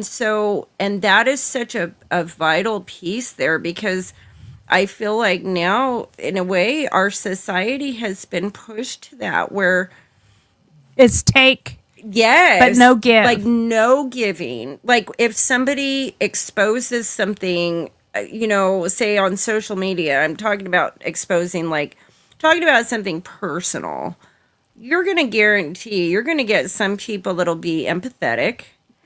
But there is like an outrageous number of people that will also take that opportunity to jump on and try to tell you how you deserve to feel that way, what your wrongdoing is, and What a piece of shit you are. Yes, and it's like, so what it is, what I think is, everybody has become so self-absorbed that their own personal life experiences matter more than somebody else's. It's like being in the ocean and being attacked by sharks, and everybody's denying it because they're not being attacked by the shark. Right, exactly. And so And nobody and and when nobody that wants happens- to throw a lifeline right. either because that they could want affect to watch it, because but that could also affect my life. I'm not going to help you because it could affect Yes. my life. Yes. Whereas we have everything so at our fingertips that true empathy Yes. and true caring seem to be obsolete. Yes. Because it used to be and keyboard warriors. They can go on there and it doesn't hurt them or affect them to belittle people, Yes. hurt people, say mean, horrible things to people because it's just between me, you, and the screen. Right. But you don't know what that person on the other end is receiving. Yes. I mean, it's just like when you go out in public, if you smile to a stranger, it could brighten their day. Yes. You have no idea what they're struggling with, Yes. what they're dealing with. But when we have done this, we've stopped smiling to each other. We've stopped communicating. We've stopped talking. That's why I started this show in the first place, was to get away from, where is it? The Get impersonal. away from Yes. these things and talk to each other. Yes. Talk about what's bothering you. Talk about what's affecting you. And like at my house, I have to tell everyone when they come, like for a dinner or whatever, because I actually invite people over for dinner. I've invited you and your husband over for dinner. We invite people over for Yes. dinner. Let's have a social Yes. evening. And I do have too. two really pretty boxes. One's from Mexico and one's from Indonesia. If I catch you on my phone in my house when we're having a social night, I will literally walk up to a grown ass adult, snatch their phone out of their hands and go put it in the box. Because you could do that at home.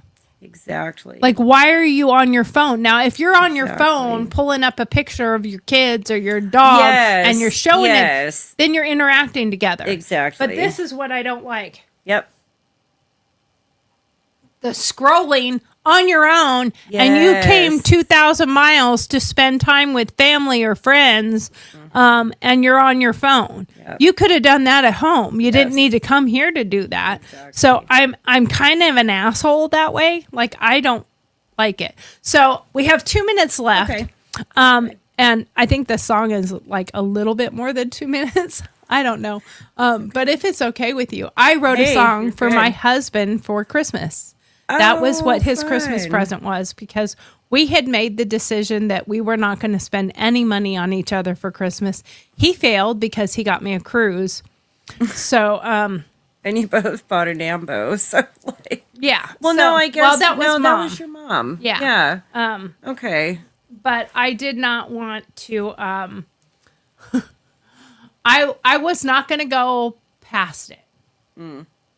I was not going to go against what we had made the decision to be. We made the decision that we were not going to. We were not going to do gifts for each other. Okay. And my husband failed that mission, and he did a gift. He got me a cruise, and my mother-in-law is going with me, which is really cool. I really, it's an artist cruise. It's a creative cruise. So it's really cool because it's right down my alley. Yeah. But and we did a couple little trinket things for each other. So we always know when we say nothing, it's like little Sure. inexpensive Sure. trinkets or something. Yeah. Sentimental kind of Yeah, things. Like I sure. got us it's not a game, but it's where did I put them? It's a card pack Okay. for 40 dates. And, cool. and Okay. it's a scratch off. You don't know what the date is, but there's rules to it. Once you take the card, you have to do it. You have to follow the rules on the date. Cool. You don't know what the date is beforehand, so there are little icons at the bottom, so you can pick the appropriate card based on your ability that day, your finances that day. Okay, So it okay. has $0 to whatever the price is. Okay. It has a little house with people in it. That means it's in home. Okay. It has a door, means it's outside of your house. It has a car, that means you have to drive somewhere. It has Okay. sunshine or nighttime to say if it should be sunny out when you're doing this object. And then it has a time how long the date is. So you can, if it says it's 30 minutes to an hour, then, and it's a car and it's this, you know how long the date's going to be and you know how much money it's going to cost. Okay. So if you're short on time, short Yeah. on cash, you pick the card and you don't have to go in order. So you go through the cards and you pick the one which would fit what you need for right now. That is very And then you cool. scratch it off and you do whatever the card tells you guys to go do. Wow. And then you're supposed to take a picture of you doing said event and tape it to the back of the card and put them back in the box. So later you have a photo of this adventure that My you did. gosh. And it was very What a really neat. very inexpensive gift, but it's going to be worth so much more Yes. that I think I only paid like 10, 15 bucks for this. And so it's going to be worth so much more than what I paid for it because we're going to have, when you get older and you have, do you remember that one Yes. time we went Yes. kayaking or whatever? Where Yes. was it that we went? Oh, I remember the cards right here where it's got the Yes. picture on the back. And How and then you put the cool. date as well. It has a little spot for you to write the date of when it happened. And How cool. and I thought that is a really cool gift for Yes. the two of us. And then I got a couples journal. And it's a back and forth, his and hers. So you write in it and it has the little man icon, it has the woman icon. And you write in it whatever the question is, you write in it, and then you give it to them. When they have time, they read yours and then write theirs. And it's a totally different Wow. question, so they're not just gearing off of your question. Okay. It might be, what is your favorite day and why? Theirs might be, give a list of reasons why you love me. So it's a totally different question, so they can't feed off of yours, but it's just back and forth. And then when they're done with theirs, they put it, and the thing is you're supposed to just put it on their bedside table, on their desk or something saying, hey, I did my part. Now it's on you. That is really It's your turn. cool. I bought things that are very couple oriented. Yeah, that's awesome. Because I think all couples should continue building on their relationship, having their personal time, having their private time, having date night. If you forget to be a couple, Yes. and it's always about the house, the bills, the kids, Yep. at some point you grow apart. Yes. And we don't have kids living at home anymore. We have my mom, but that can become consuming where we forget about each other and we don't have date night because I always want to include mom. He always wants to include mom, but we have to remember that sometimes we have to say, we need a date night. It's Sure. just us. And it's no offense to her or any of our friends or anyone else. Right. Sometimes having people over for dinner is a great thing, but that shouldn't be every time we have a nice Yes. dinner is having other people Yes. in the dinner. Yes. Sometimes you have to say it needs to just be us us, tonight. yeah. So anyway, for his Christmas present, I've spent 3.5 months writing this song. This was the hardest song I ever wrote because it was for him. I've written so many other songs that were just about me and how I felt. So it was super easy to write. Like the Kristen ones were actually easier to write. I wrote them in sometimes 2 or 3 days. Okay. But writing this one for him was, not only did I want the music to be right, but I wanted the lyrics to be perfect. So anyway, I'm going to end this now with the song I wrote for Steve. Okay. So you can hear it. Cool. The story of us, we met just in time. You're a Marine, a firefighter, brave and true. I'm a mother, a soldier, strong, loud and tough. I talk, you listen, I cry, you lift me up. I fall, you make me rise with your love and touch. Yin and yang we are, opposites attract. I wish I met you first, but grateful you're the last.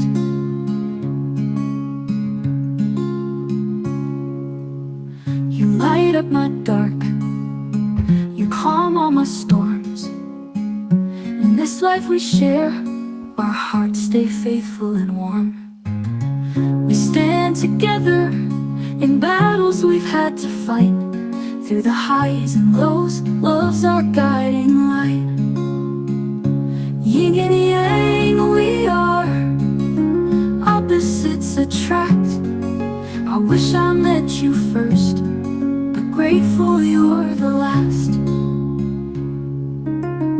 You accept my flaws, my baggage I've hauled around. You help me unpack it all and keep my feet on the ground. Yin and yang we are, opposites attract.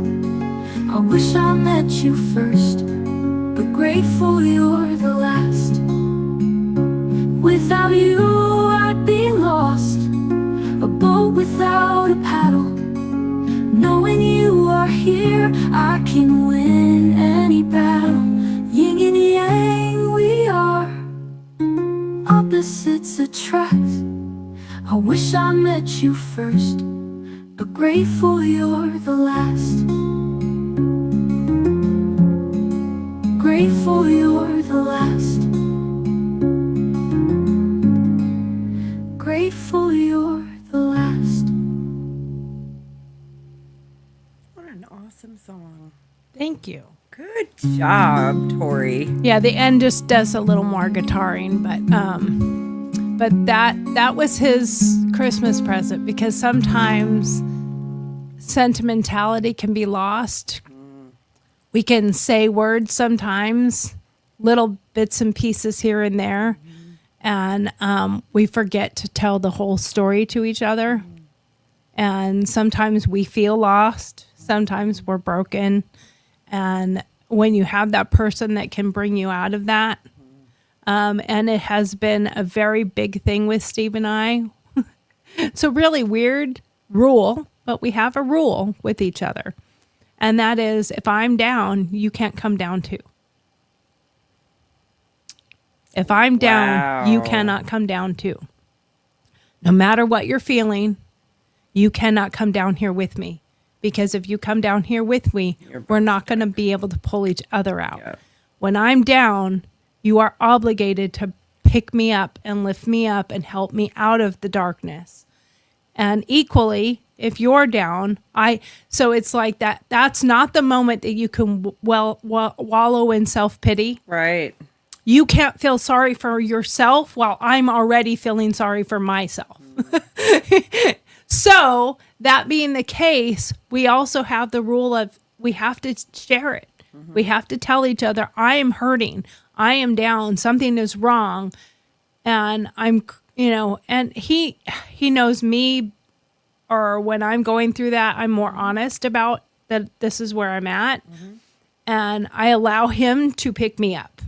And it's taken a lot for me to allow somebody else to pick me up, because I've always been, I am the strong one. Yeah. I'm tough. I can do it. I don't need help.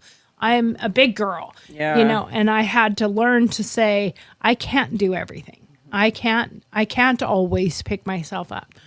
sometimes I need to say, I can't do it. I need help.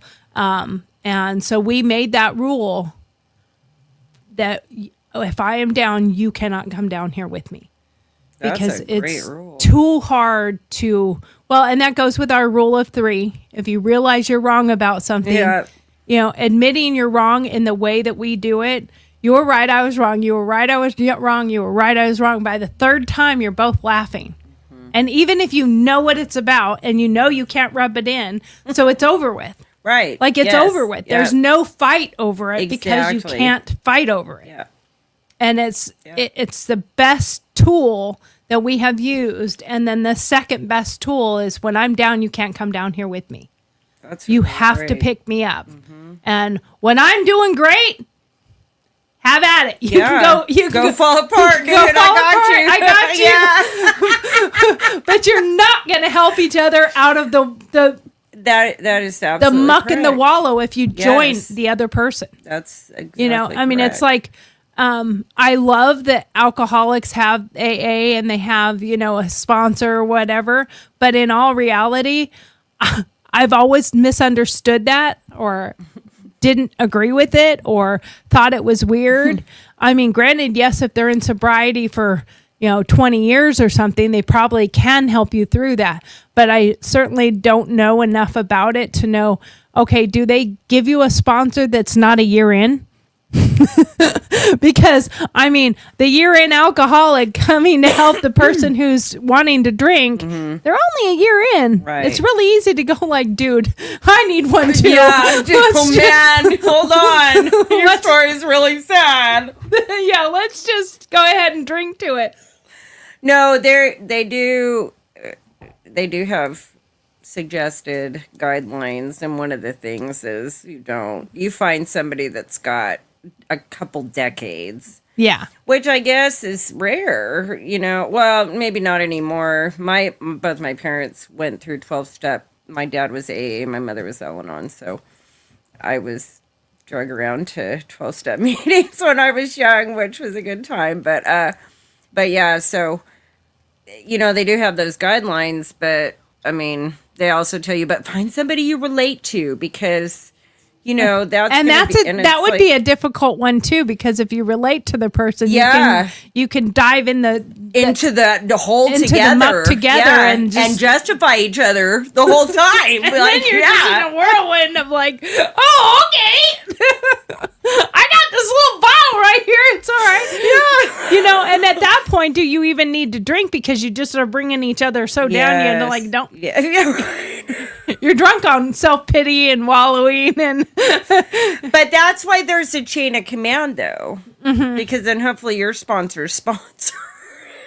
somebody will say, will you two get out of there? Somebody is over the top of the well looking down going, man, that does not look good. No. We threw you a ladder like 4 hours Yeah. ago. You guys might want to climb up out of that pit of hell that you're rolling around in. Yeah. And here comes Kamala climbing out. And me with my sarcastic ass, I tip one for the homies. Yeah, exactly. Sorry. Exactly. Here's one for you. I went to a funeral one time, and it was of an alcoholic. And me and a couple other friends, we bought a bottle. We were not going to drink it. We were just going to pour it You're right. Yeah. out for them. And of course, the family was like, absolutely no alcohol to be brought on premises. And da da da da da. Okay. And we were the friends, Right. and family hadn't really even been a part of their life for a long time. But suddenly they were the center of this person's Right, life. And right. I was like, I'm bringing my bottle and I'm pouring one out for him. And everyone else was like, yeah, me too. Yeah, me too. Because we were the ones that hung out with him all the time and knew. Now, he was a bad drinker, but he died in a car accident and not drinking. Oh, wow. For once, he wasn't drunk. There was no blood alcohol. He was hit by a truck. Oh, wow. Now, I think the truck driver was asleep.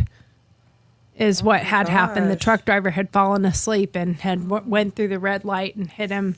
It was the one, which was kind of irony. Everyone used to say it. He drove drunk all the time. And we always tried to stop him from drinking and driving.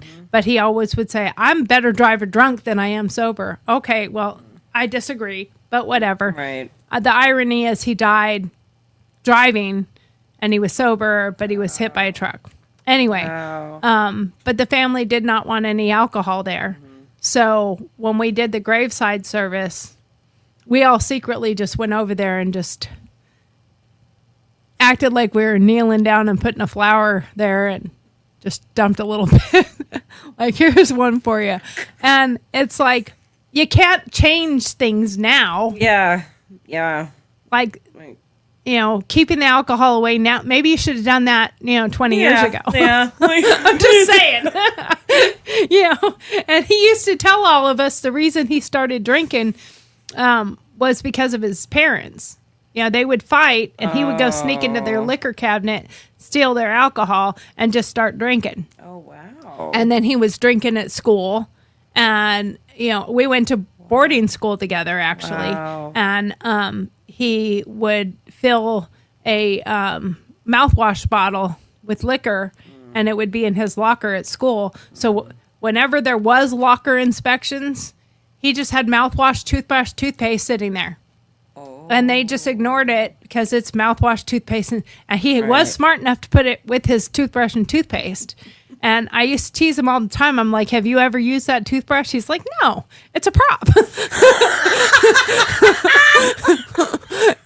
It's to throw the scent off, And oh my gosh. and it was had he Wow. said he left probably that much of the mouthwash actually in the bottle and then filled the rest with vodka. Oh, wow. So it was still the blue color, and if you opened it, it still had that peppermint smell. Gotcha. So Yes. Yes. it was nothing that he had mouth. He was very, very much about his dental health. And he wasn't. Not at all. No one noticed that the toothbrush always looked brand new and that tube of toothpaste was never crinkled at the end. I don't know. Maybe he did. Like, squish He him out every really played that. I don't know. I just know that that's what was in there. How And, funny. At the same time, I know we're way over our time, but Yeah. at the same time, there was a girl in my boarding school we all could not stand. She was Ratty McRat. She ratted everybody out for everything, and she thought she was higher than almighty, and she was Miss Goody Two Shoes. She could do no wrong. She was the queen of almighty. Oh, dear. So there is a certain type of tea that when on fire smells like weed. And it's not weed, but it smells like marijuana. So we snuck into her dorm room, lit it on fire in her sink, let it all turn to dust and powder, took the bags away so you could not see the tea bags, and then we went and ratted her out to the dean at the front of the, oh my God, I smell weed. I don't know where it's coming from. And we all hunted down the hall together with the dean until she's like, it's coming from here. And opened her door, and when we watched her getting expelled and carrying her luggage out to her family car, having to tell them that she was kicked out for smoking weed, not a mouse spoke in that dorm.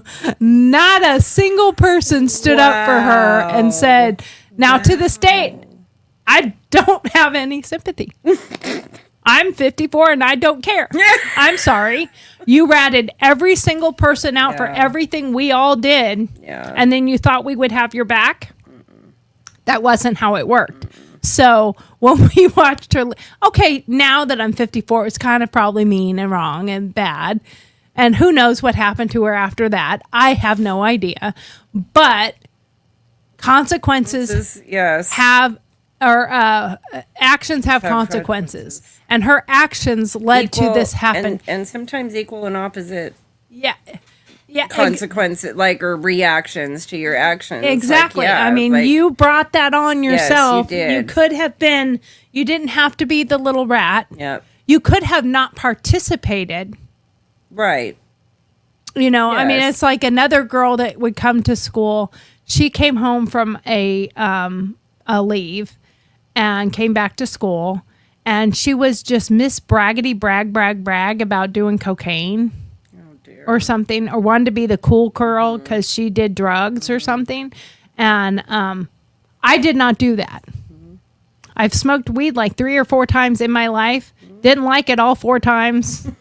And I say 4 because I think it was 4, but I don't know if it was. So I always say 3 to 4, but I didn't like it, not one of them. Right. I didn't like how it made me feel. So I never went beyond that. And so she came back just braggadocious that she did drugs, did cocaine. So me and 3 or 4 other girls got together and we said, "Oh, we should have a total party and see how tough she really is." And I'm like, "Why, you got drugs?" They're like, "Yeah, I do." I'm like, I don't want to participate with that. I'm not going to give somebody drugs. I said, I Right. think she's faking. I think she's full of shit, and I think she didn't do anything. Yeah. And I said, so I got these Pepto-Bismol tablets right here, and we mashed those Pepto-Bismol tablets up and made them into powder. And then I don't remember where one of the girls pulled it out of her bag, and she's like, "Look, I got this special stuff. It's Coke, and it's with something, but it's from someplace in Europe or whatever." And she's like, "So that's why it's pink." Oh. Because it's part of a plant that's pink. And everyone snorted it. And I will tell you, it burned like a son of a bitch. And I never snorted anything in my life. That burned I only did one, and it was a very small little amount. And but she did, and then she acted high as shit. Oh, she was so high. It was hilarious. All of us were like, "I want to throw up." This was a horrible idea. We should have never done this. This is disgusting. My nose is on fire from the peppermint that's in Pepto-Bismol, and I want to die. I thought my nose was going to bleed and fall off, man. and it's not something that I would ever recommend doing. And we did it as a prank, but we also didn't know how to fake it. Oh, right. So we just had to do it also. But we all knew what it was, and we were admitting that burned. And she's like, "Well, acted like it was cool."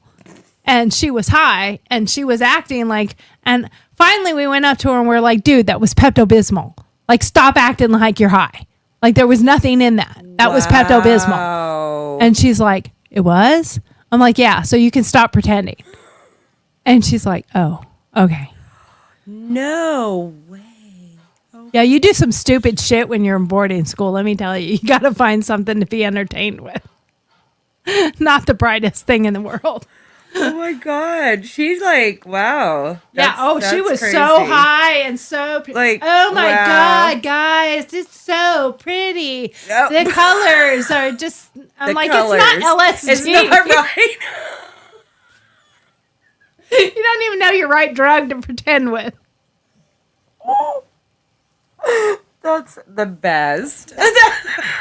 Like, seriously, you don't even know what you're talking about.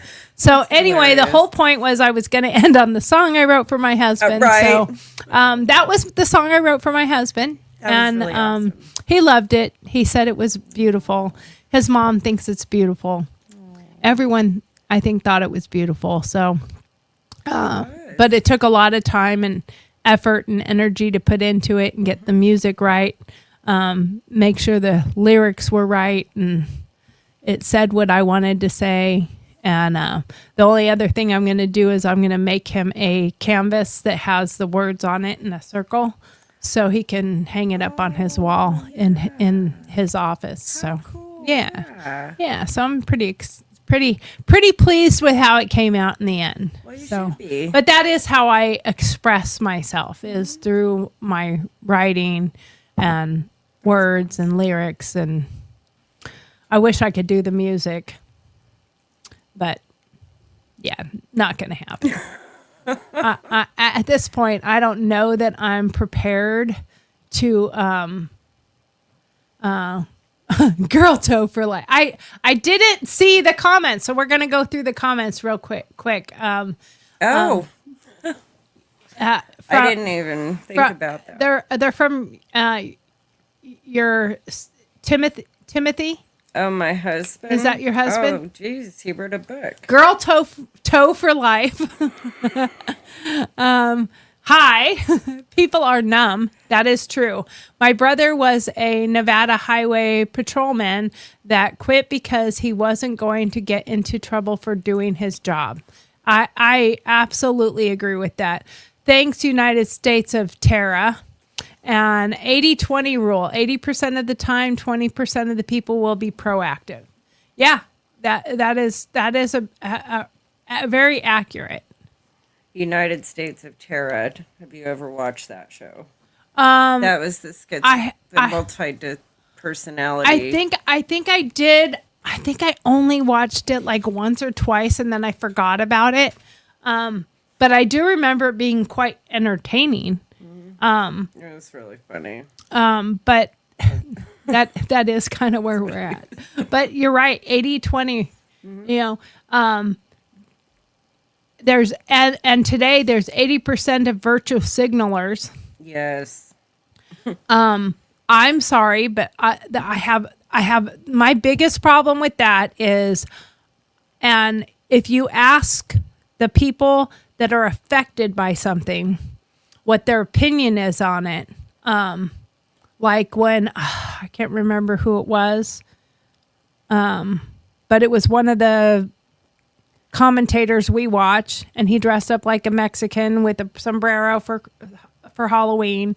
And he went through and was interviewing people on the street. What do you think of my costume? Oh, it's oppressive. Oh, it's horrible. Oh, it's bad. You shouldn't be doing that. That's wrong. That's cultural appropriation, blah, blah, blah. And these were all black, white, other races. What did the Hispanics have to As say soon as about he it? went up to actual Mexicans and said, what do you think of my costume? Oh, I like it. Yeah. And one guy was like, here, you need these, and gave him the merengues The or whatever. maracas. Maracas. Yeah. Handed him the maracas and said, you need these to go with your costume because it finishes Yeah. it. You know, they Yeah. liked it. Yeah. They thought it was funny and they thought it was cute and they liked it. When somebody dresses like Pocahontas, I don't think it's cultural appropriation. I think you're honoring a historical figure Right. that happens to have been Native American. Right. And, you know, so if somebody is going to tell me what I'm doing is wrong, it should be from that culture themselves. Exactly. And yes. it should be a majority of that culture. Yes. Not one person who hates all white people, Yes. because there are those. Yes. You are a racist just purely because you were born white. Yes. And therefore you are racist to your core. Yep. And I'm like, I kind of don't believe that, you know? So anyway, with that, we are now at 12:30. Oh, God. So we're an hour past our time. Oh. So that's okay. We started a Wow. half hour late. So Okay. we're really only a half hour late. But this was the first Kimberly and Tori show. Yeah. It might continue. Possibly. My work. It depends on the timing. Yeah. When basically Kimberly will be here on days that she has That I don't have any no pictures. appointment. Yes. And I will try to get a couple other people to join in the show. Alicia has a little bit too much medical problems going on right now to deal with her health and her family, and her husband's getting ready to have surgery, so she just can't dedicate the time that she needs to. And Greta's going through some issues right now that she has to deal with after the loss of her friend. I'm sure it's very difficult. I know I had a hard time talking about and dealing with talking with other people when I was going through that. And I know Amanda has had a child that has been extremely sick. So I'm not sure when she'll be back. But we love them. We miss them. If they can come back, great. And in between, it'll either just be me by myself or Kimberly and I'll be I, here as much or as I can. or someone else. I'm gonna try to find some other people to fill in between now and then, but we will see. Until then, remember to like, subscribe, and follow all of our socials. Girl Talks, GURLTAUX, and it's not Girl Toe, it's Girl Not Girl Talks. Toe. But it makes you think when you see it. Then you want to know, what does that What is actually that all mean? about? Okay, so it makes you think about it. So that's all that matters. And we will see you again on Monday at 10 o'clock. And come Monday, it will only be from 10 to 11:30. I am not doing an extra hour, and we will start on time. Whether you're here or not, I'm starting at 10 o'clock. And I will actually start it before the show starts so that we're not doing 25 minutes of a show when we're not It's recording. not online. I forgot to turn it on. So it happened. We did our introductions in that part of the show. So Yeah. oops. Sorry. Sorry. I'm Tori. I'm Kimberly. Bye. Bye.